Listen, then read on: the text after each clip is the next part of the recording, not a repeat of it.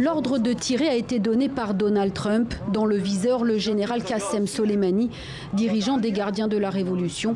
Il était aussi l'homme clé de l'influence iranienne en Irak. Ce vendredi, un raid américain cible un convoi de véhicules dans l'enceinte de l'aéroport de Bagdad. À bord, Qassem Soleimani, mais aussi Abu Mehdi al-Muhandis, son bras droit en Irak, et membre de la milice du Hached al-Shabi, une coalition paramilitaire pro-Iran.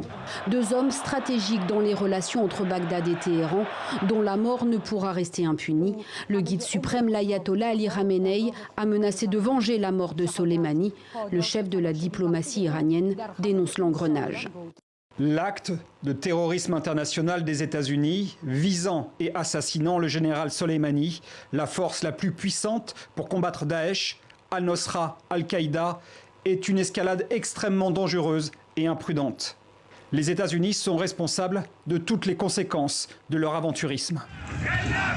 Et l'Irak peut craindre d'être la terre de cet aventurisme. Depuis fin octobre, les soldats américains ont essuyé une dizaine d'attaques à la roquette. Et mardi, des milliers de manifestants du Hached al-Shabi ont défilé dans les rues de Bagdad en souvenir de combattants tués par un raid de représailles.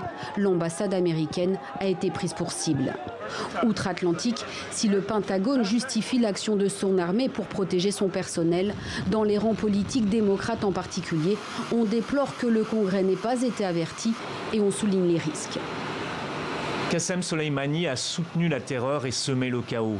Rien de tout cela nie le fait qu'il s'agit d'une escalade extrême dans une région déjà dangereuse.